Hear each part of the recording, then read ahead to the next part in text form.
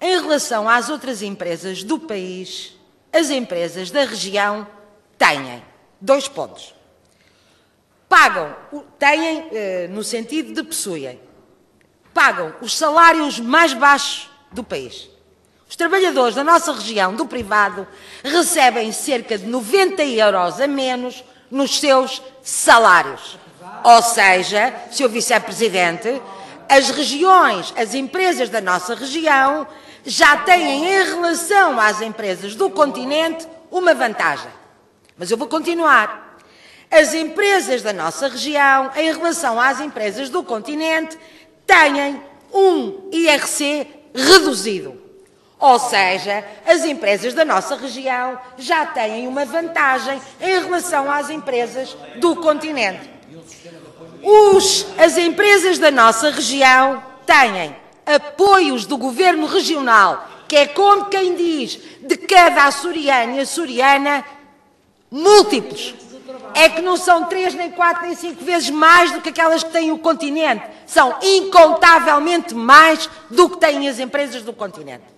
Portanto, Sr. Vice-Presidente, não me venha com essa cara compungida perguntar se as empresas da nossa região não perderão competitividade porque vão pagar mais 2,5% em cada salário.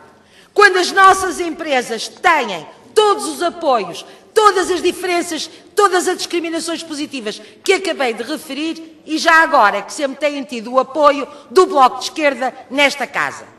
Mas a pergunta, Sr. Vice-Presidente, eu devolvo-lhe, porque eu agora quero que o Sr. Vice-Presidente me diga quais são as vantagens que os trabalhadores desta região têm em relação às vantagens e à discriminação positiva que acabei de referir das empresas da região. Os nossos pensionistas que recebem as pensões de miséria que todos nós conhecemos, os nossos reformados.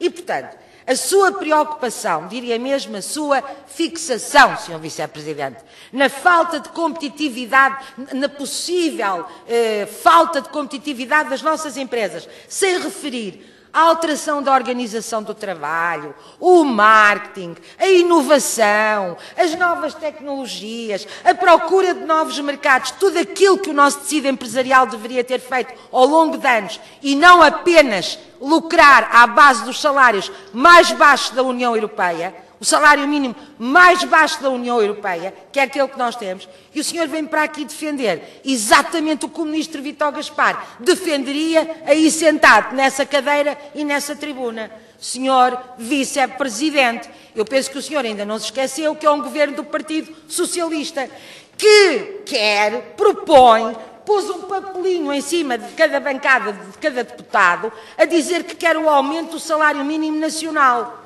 certo? Mas então como é que o senhor explica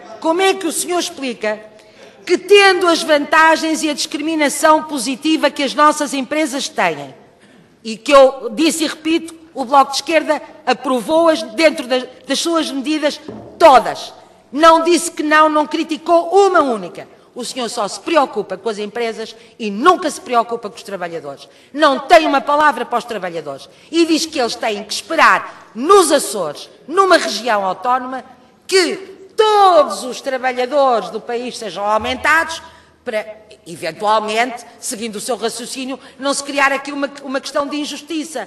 Mas, Sr. Vice-Presidente, então e a injustiça criada com o nosso tecido empresarial que tem a discriminação positiva com todas as vantagens que eu referi? E agora concluo o raciocínio, Sr. Vice-Presidente, e apesar de tudo isso, o desemprego aumenta na nossa região. E apesar de tudo isso, as falências aumentam na nossa região. E apesar de tudo isso, os salários em atraso, os subsídios em atraso, os direitos em atraso aumentam na nossa região. Qual é a conclusão, Sr. Vice-Presidente? O especialista é o senhor, não sou eu, é que esta receita não resulta. Esta receita não resulta para a economia. Enquanto as empresas, as nossas, não começarem a poder vender os seus produtos e os seus serviços, e enquanto os trabalhadores não tiverem liquidez no seu bolso para poderem comprar os produtos e a liquidez das empresas, a nossa economia vai morrendo aos pouquinhos. por mais medidas e agendas de competitividade, por mais apoios do Governo Regional, por mais adiamentos do pagamento de juros, as nossas empresas não sobrevivem, porque não podem, porque não vendem. E, portanto, Sr. Vice-Presidente, não insista, ou melhor, tem toda a legitimidade de insistir na sua receita. Tem que compreender que, do ponto de vista ideológico, eu comecei a minha primeira intervenção assim, a linha que nos separa é claríssima. O senhor considera que a austeridade deve continuar para que, vou terminar, Sr. Presidente, para que as nossas empresas se salvem. O Bloco de Esquerda considera que a austeridade tem que acabar já para que as nossas empresas se salvem. Ideologicamente, não podiam estar mais distantes um do outro. Muito obrigada.